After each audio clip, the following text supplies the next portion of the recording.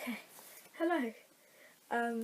This is a vlog, as you can tell by Spider-Man being behind me. This is a video I've wanted to do for a while, but I've been afraid to. I don't really get afraid of many things, but this topic has so much emotion behind it and so much of my anger and a lot of unresolved issues.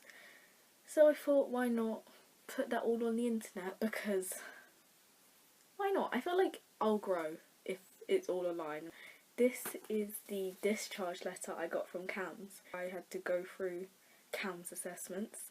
Considering I'm not in any sort of therapy or counselling or on any sort of drug treatment, it didn't go well. Which obviously left me quite upset. I'm not gonna lie. So I feel like as I'm reading through this, which is what I was planning to do today, I will just kind of briefly go through my experience at CAMHS. Thank you for referring me to CAMHS for assessment of a possible depressive illness, and included a letter from an educational psychologist who queried ASD in February. ASD being autism spectrum disorder. I don't have a possible depressive illness and I don't have ASD. They did check for autism, but I don't think they looked hard enough.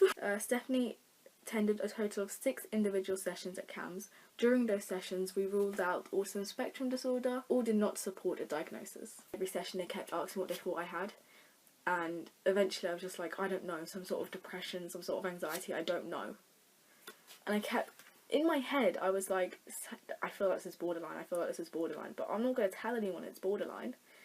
Additionally, although Stephanie does present with some anxiety and fluctuating mood, it is not assessed to be to the degree where she would fulfill the diagnostic criteria for a specific anxiety disorder or for a depressive disorder of the degree to warrant treatment. To me, that's one of the biggest issues. They've accepted I've had anxiety and fluctuating mood. But the only thing that's stopping me from getting any sort of help is because it's not to the degree to warrant a diagnosis or to warrant treatment. So they're basically telling me I need to get worse before they can help me. That doesn't seem good to me. Like, an anxiety that kept going around my head when I was having all of these things was, maybe I need to start exaggerating, maybe they're not believing me. But I was like, no, I'm gonna do what they say and see what, and hopefully they'll believe me. And they didn't. They've accepted I have a problem, or I have part of a problem, but they're not going to help me because it's not bad enough for them. That's where I have the issue, that's where I'm angriest. Like, fine, you're not going to give me drugs. I was never expecting drugs. But some mild therapy would have helped. Like, if my problem is so small and so tiny, surely it's easy to fix. Like, they obviously know what they could do, but they're choosing not to because I'm not bad enough. And now that means, like, I'm so close to having something, but the help I'm getting is nowhere near what I need it to be. I knew they wouldn't be able to fix me. I knew they wouldn't be able to make me feel better, but I would have liked to understand what was wrong with me, because that was a big part of why I was so, like, distressed, because I had no idea what was happening to me or why. They could have helped me. That's where my problem is. They could have helped me, but they chose not to.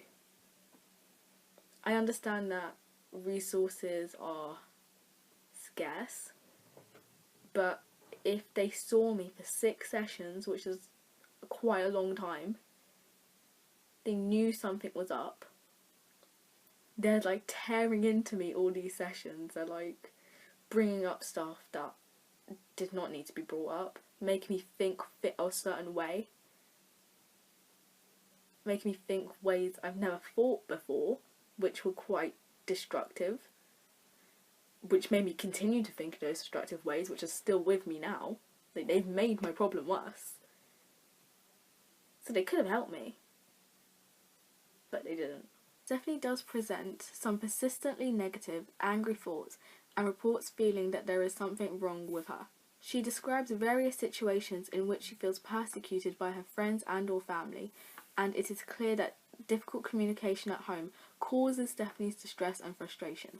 It's so easy to reduce it down to one thing, but I have told them it is not one thing, it is this entity inside of me that I don't understand. That is what's causing my distress, not knowing what's wrong with me and how it's affecting me and why I'm crying and why I'm angry and why I'm nervous. That's what's distressing me. That's what's causing me to be frustrated.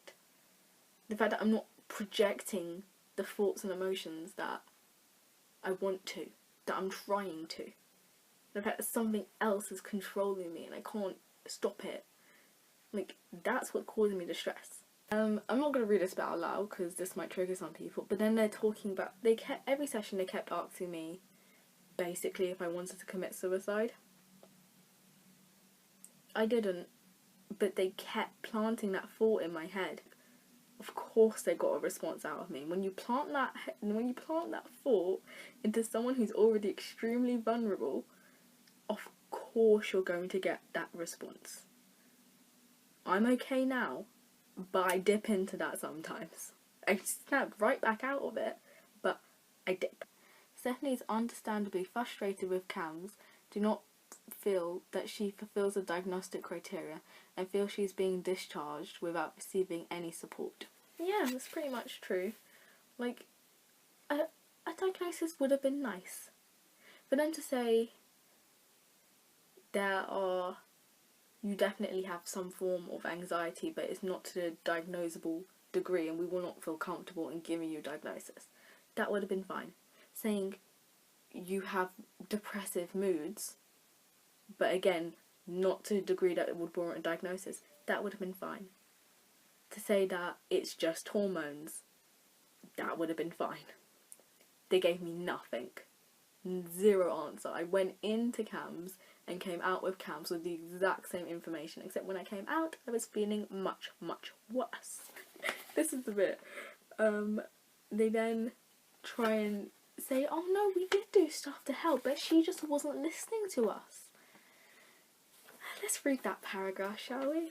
Despite Stephanie not fulfilling the diagnostic criteria for a mental illness, given Stephanie's distress and her reports for searching for support for the last 10 years without improvement, yes, I have been searching for help for the last 10 years. Nothing came of it. Now, I'm not going to stop anybody else from going and getting the support. In fact, I strongly encourage it. I went for 10 years. That's resilience. And I got nothing out of it, but I just might be an unlucky individual. We referred her to Mood Group, a compassion-focused therapy giving young people with mood disorders the skills to manage mood fluctuations. Okay, let me tell you about Mood Group. I went to every single session of Mood Group, even though it was extremely hard for me.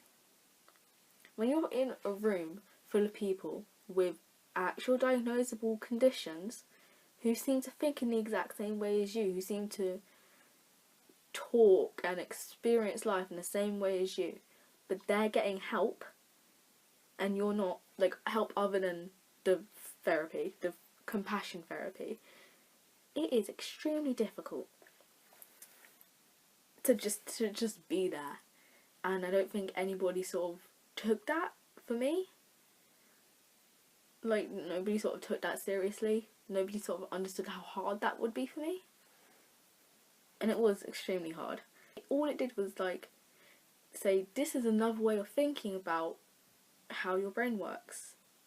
So, like fight or flight, we associate fight or flight with, like, things now, but that we don't need to. We exaggerate, we stress over things. Stuff like that. They were giving me psychology lessons, basically. None of that was useful to me. Like, they weren't giving me ways of helping, of coping, or understanding. Those aren't the ways I wanted to understand. I already knew that. I already knew everything they went and gave to me.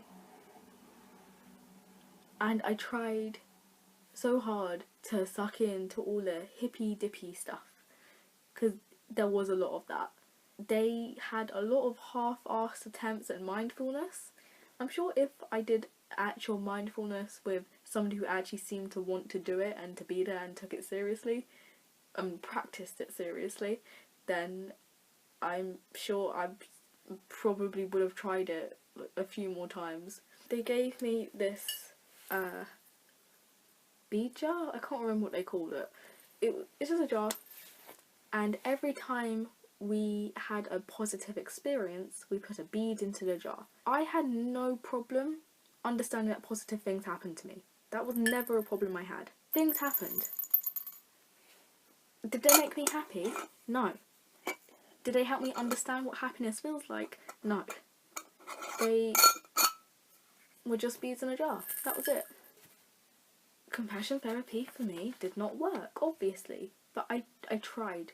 Because that's all they were giving me. I think on the very last session, the last proper session, I said something vaguely negative and they blew it all out of proportion. And she then tore into the way I was thinking. So she was like, what do you think about yourself, the world around you, what other people think of you, something else.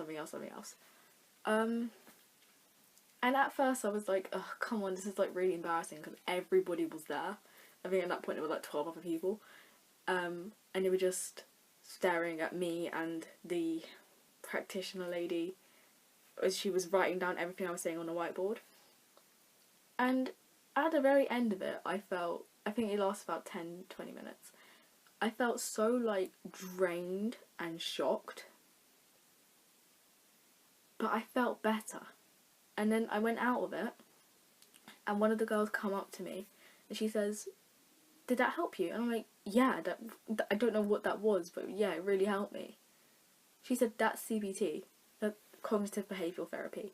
That's exactly what cognitive behavioural therapy does. It attempts to change the way you think. Yeah, if I had a full course of CBT, I reckon I'd be better. Or at least receiving the help I needed. If it didn't work out, I would know at that point it was my fault. During her individual sessions, numerous suggestions and strategies have been given to Stephanie to improve her well-being. However, Stephanie had been reluctant to consistently practice anything as it won't help. I can't help the way my brain is. Okay, that quote, I can't help the way my brain is, that was in the very last session when they had given up hope on me. And I knew they'd given up hope on me. The numerous strategies, they gave me a bunch of feelings words like happy, nervous, and a few other words. And the reason I say a few other words is because I didn't understand what the rest of the words meant. They were feelings I'd never heard of before, and my emotional education is not good. Like, I don't know feelings words, which is probably where some of my problems stem from. I don't know feelings words. So them telling me to rate out of 5 if I felt that and or how much I felt that in a day isn't helpful.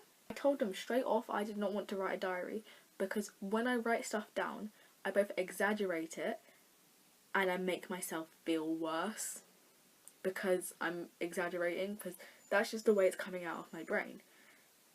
Or I'm only seeing one sort of thought pattern. Or what's recently been, or what happened at the time, was I'd have so many different thoughts about the same situation because almost like there's different voices in my head, which I told them numerous times about. And the different voices would have different opinions about every single topic I had. So I had many different opinions about the same thing, and my poor hands can't write 6 different people's opinions of the same thing, can they? And then when I reread diary entries, which always happens because you have to like proofread so you understand what you've read, and then you reread it later when you write the next thing, it takes me right back to that place and how I felt. Like, even reading this letter, I'm starting to feel all these emotions again from when I first read it, and it doesn't feel good. It doesn't feel good at all. She has attempted to use each of these skills when encouraged to, however, without being able to consistently practice or apply these. they told me to stop doing things that weren't working for me. I told them they weren't working for me. They failed to give me more suggestions. It's not my fault that mental illness, which is a stab in the dark when it comes to therapy, you have to try everything. And they said they've used 4 things. These 4 things they've suggested did not help me. Given that Stephanie does not fulfill the diagnostic criteria for a mental illness, we are unable to offer her further sessions at CAMHS. And that if she needs support after she turns 18, she can discuss it with a referral to, I assume, adult mental health services, IAPT, I don't know what that is, if it's deemed appropriate. And that ends my, I don't know what this was, diagnosis video, my experience. I highly suggest checking out the blog post I wrote, because it's just so much better than whatever I've said, because it's been 31 minutes of me talking about one letter with obviously a lot of emotions in there. Feel free to read it. It's pretty long, and there's a couple metaphors in there I'm pretty proud of for making, but at the same time I was like, whoa, that's quite deep. How bad was I that I thought of that metaphor? But you know, I guess creativity comes from pain. So my experience with CAMHS, they didn't help me, even though they could have. It's a different thing if they're like, we have no idea what's wrong with you and we are so sorry. They didn't even apologise. They didn't try. Feel free to check out some of my other vlogs if you'd like. And do check out my website, because I am quite proud of it. It's not fully done, and it's certainly not optimised for mobile yet, but after like a year it's done and it's published, and I'm willing to share it. And if you want to follow me on my socials, they're all linked over there, even my Spotify. I'll put my Neopets on there, why not? Goodbye.